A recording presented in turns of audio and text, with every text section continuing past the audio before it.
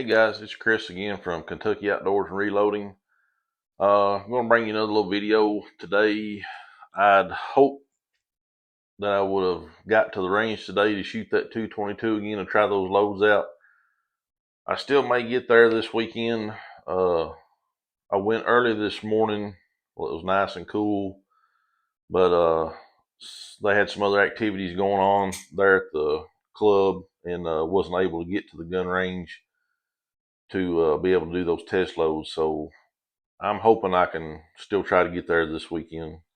So hopefully I can bring you another video and we'll try those test loads out. If not, hopefully the next weekend I can do it.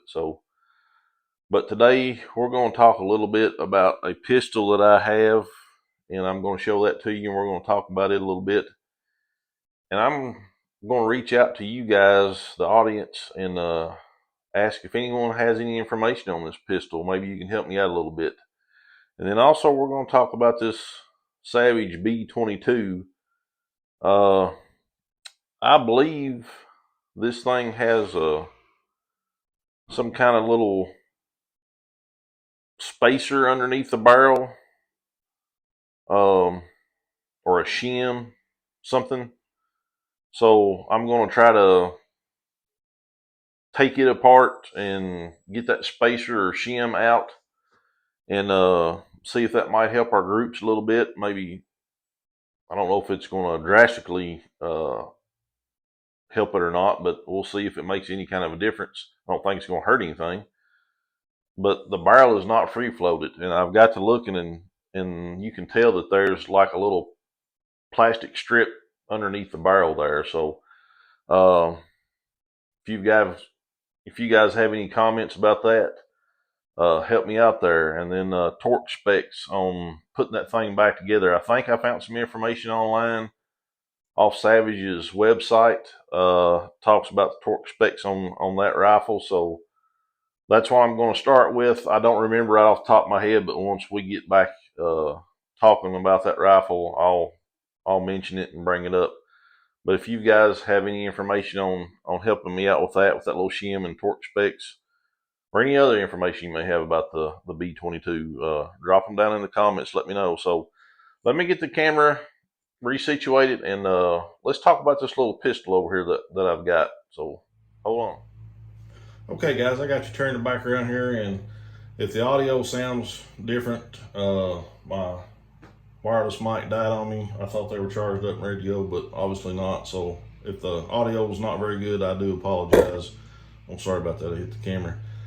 But what we have here is a little revolver that is a 32 Smith & Wesson caliber from INA, Industrial National Arms. Not even going to try to pronounce it in the other language. Here in the States, it's also known as the Tiger revolver because of the tiger engraved on the side of the frame, which we know Brazil doesn't have tigers. It's probably supposed to be a jaguar, but our country decided to nickname it the Tiger revolver, which that's pretty cool. This pistol belonged to one of my grandfathers.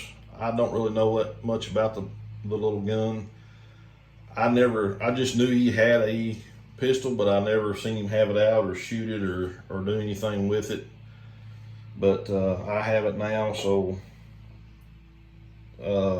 again, when you have something like that belong to a close family member, those kind of things are priceless, and I wouldn't take anything for that little gun. But just what little bit of history I could find out about the revolver, which is a little confusing to me, and again, maybe I don't look in the right places for these things, I'm not sure. But it was based off the design of the Smith & Wesson Model 10 on the J frame, and says INA was the first Brazilian firearm company to sell in the United States. I don't know if that's correct or not, but that's what I found. They started out as a state-owned ordnance factory. They had small quantities of 32 Smith & Wesson long double action revolvers made in the 60s that were issued to Brazilian Air Force officers and Brazilian police detectives. It has a swing out 6-shot cylinder. It follows the Smith & Wesson pattern, 2-inch barrel, Coca-Cola checkered wood grips with a brass insert with INA on it, which that gun has. A fixed combat front sight and the engraved pouncing Jaguar on the left side of the frame. Has a case hardened trigger. And most of what I've seen for the Brazilian Air Force officers and the police detectives, they said they were issued the high grade blue finish. And I have seen some of these online, some other YouTubers that have the INA pistol that is a blued finish. Thought that was kind of cool, but I've not seen many of these gold plated ones. Says the guns were rarely found outside of Brazil. They were also produced for commercial export in several other calibers. I think most of what I've seen on YouTube and some of the guys online in the forums talking like they had a 38 special. I don't know what all other calibers these came in. And it has the old style hammer firing pin. Now where things get a little confusing for me is the chambering for the revolver. Let me see if I can zoom out here just a little bit, and let me see if I can show you. This gun is unloaded, so we can see there's nothing in the cylinder, nothing. Okay, and here we can see on the side of the barrel it says 32 INA made in Brazil. So it doesn't even say 32 S&W on it or 32 Smith & Wesson. But from what I can tell, let me zoom back in on it just a little bit here. Early on, the 32 Smith & Wesson, which also became known as the short, and that's what we have here, is a short. And that guy is short. Those were mainly black powder cartridges, and they were loaded for the open break top design revolvers. I think by the time these pistols came on the scene, we were already seeing the 32 Smith & Wesson long. And the measurements that I have seen from people on some of the forums talking, and from what I've found in my reloading manuals, I can't find anything on the 32 short. A gentleman did have an older Lyman casting book that had some lead bullets and load information for the 32 Smith & Wesson short. I did take a screenshot of that just to have it. But my reloading manuals that call for the 32 Smith & Wesson long, the overall length of the case or the brass was 0.910. And from what I could tell, my measurements from the back of the cylinder down to the little step there to the throat was 0.909. Now I know that's just 1/1000ths, but maybe I wasn't measuring it correctly. That I measured it several times, and that was what I got every time. So when you put the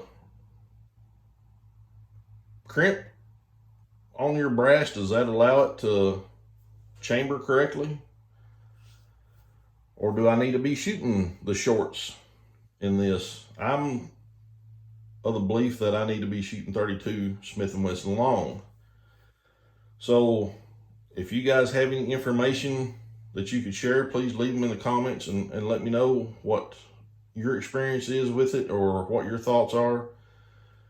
And that's really all I know about the history that I found about the little pistol.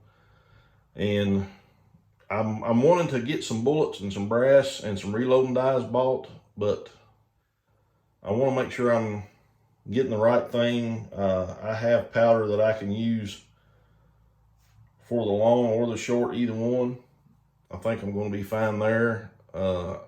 With it being an older revolver like this, even though it's based off the Smith & Wesson frame, it's not a Smith & Wesson.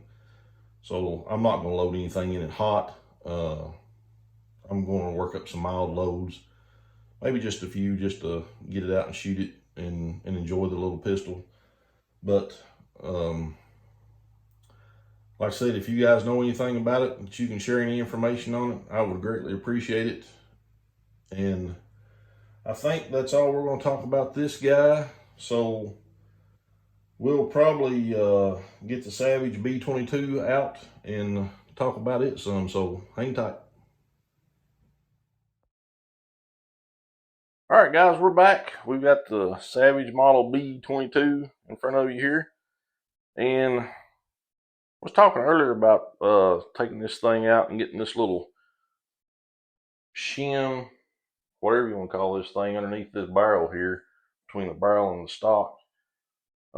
Taking it out so we can free float that barrel. And was talking about the torque specs on it when I put it back together. From what I found online through Savage's website was 15 inch-pounds. So if you guys have any other recommendations on torque specs for that, please drop them in the comments below and let me know what you think or what you have experience with or what you would suggest. So I think I'm going to go ahead, of course I'll have to do this on camera. I can't show the disassembly of the firearm, but I'm going to turn the camera off. I'm going to get the barreled action out of this stock and see if I can get that little piece of plastic strip shim thing out of there, and then we'll take a look at it and then put it back together. So if you'll give me just a minute, we'll get this thing took apart. Hang tight. Okay guys, I've got this barreled action taken out of the stock, and I've got that little shim removed, and I'm going to let you look down inside here. This is where that little shim was laying. Little look back here where the action sits, and I'm sure you guys that own these B22s probably know what this looks like. This seems to be pretty stout up in here with all these little ribs that they've got going on, so I'm not too disappointed about that. And these were the screw hole locations that shim was held in place with some little bitty screws. Let me grab this shim. I'm trying to hold the camera with my hand here, so this is the shim that was in it. Sit right in there. It looks like they've actually made a little witness mark back here, the two white lines to show that they match up. But that guy just popped right out, no problem. The only thing that I'm curious about now is this little area right in here. Do I need to try to get rid of that to have it fully free floated back to the front of the action there, or will I be okay leaving that? I'm thinking I need to get rid of that, guys. Maybe some of you 22 experts can weigh in on that, what you suggest I do with that. But that's going to be think that's still probably going to be touching part of the barrel or the action right there, because that shim came right up to that. So, and it looked like these two surfaces were flush with each other. So I'm thinking if that little shim was touching, this is going to be touching in here as well. But I'm going to set it back in here, and those action screws were not very tight. I mean, no pressure at all to get those loose. So they were obviously don't have a lot of torque on them. So I'm going to torque them back to 15 inch-pounds, and we'll go from there. But like I said, if you guys have any suggestions on what to do or what not to do, leave them in the comments. Please let me know what you think, what you would try and do, and we're going to go from there. So let me get this thing put back in here, and we'll take a look at it again. Hang tight. Okay, I just brought you back real quick. I just got this sitting in the stock. I don't have it bolted down yet, but I did want to take a second to look. That little rib that I was talking about, that's it right there. That's the top of it and goes underneath that. So it looks like it's sitting right in front of this. I don't know if that's a barrel nut. Doesn't, you know, I know Savages have a barrel nut on. I don't know about the 22s, but this area here in front of the action and the barrel looks like it's right in front of this thing, and you can see it right there. That's the top of it, and then it would go underneath the barrel and then back over there on the other side. But when you take that shim out, boy, it sure leaves a big old gap around that, doesn't it? But if it free floats it and does good, that's what we want. Let me lift this guy up out of here. And if this, you see my finger tapping on that piece back here, is that like the recoil lug for the action? I'm not familiar with 22, so I don't mean to sound ignorant, but if it is, that recoil lug sits right behind where that screw is going to come through. So there's nothing up here where that recoil lug, where I thought it would be, actually sits down in that little gap right there. You can see kind of where it goes down behind that screw hole. So I'm thinking that little rib that we were talking about right there, I almost kind of feel like I want to grind that out of there and get it out of the way. What do you guys suggest, you 22 experts? So if you would get back with me, drop something in the comments, let me know what you think, what I need to do, what I shouldn't do, leave it alone. Let me know. I'm going to go ahead and put the screws back in this thing, and we're going to try shooting it as it is before we mess with that little piece of plastic in the stock in there. So hang tight.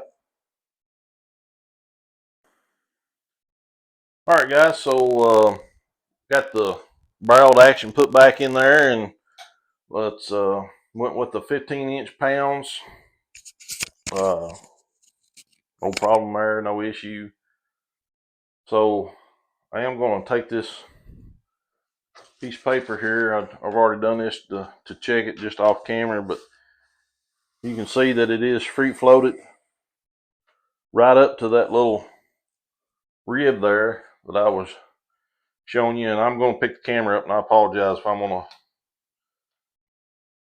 move you around here a little bit, but you can see right up to that little rib, the little piece of plastic we were talking about.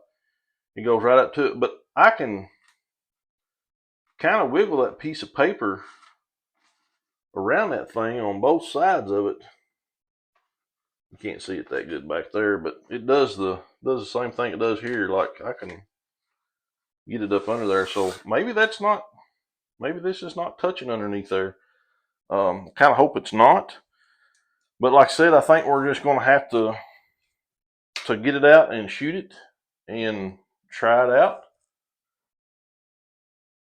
And again, if you guys have any suggestions on those torque settings, is 15 inch pounds okay? I know a lot of guys will shoot a few groups of 15 inch pounds and they'll tighten it up to 20, shoot a few more groups, tighten it up to 25, and shoot a few groups. Is that something that you guys suggest that I do and try and see how it works out?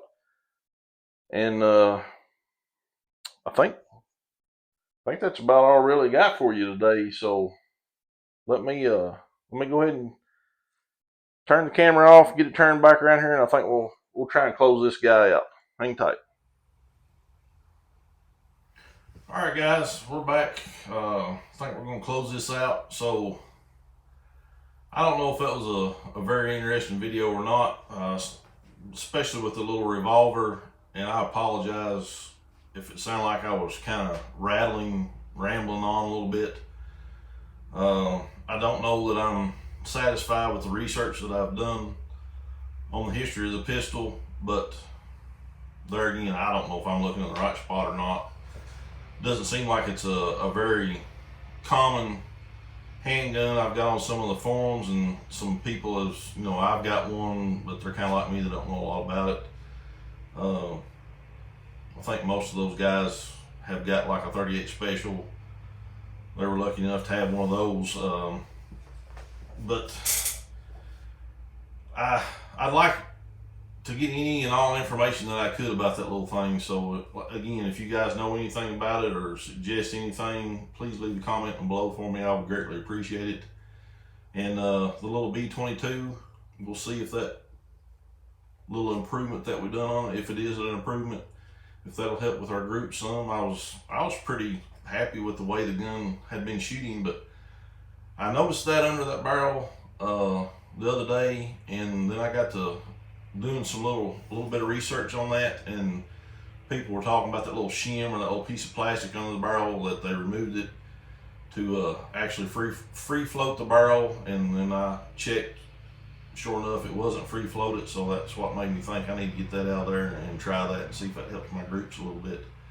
But I'm still happy with the little rifle. I think it shoots good for no more than I have in it, and I like it. I like getting it out and shooting it. It's a lot of fun. I'm not doing any competitions or anything with it, just having fun. So my microphone died, that's why I don't have it on. I apologize if the audio's kind of weird part way through the video, but I thought they were charged. I guess not. But anyway, that's all I'm going to leave you for today. Hopefully I can get to the range before the weekend's over, bring you some more information on the 222 Remington on our hand loads that we worked up, and try those out and see how those worked for us. So stay tuned. Appreciate all the new subscribers that I've gotten lately. Thank you very much. I appreciate it.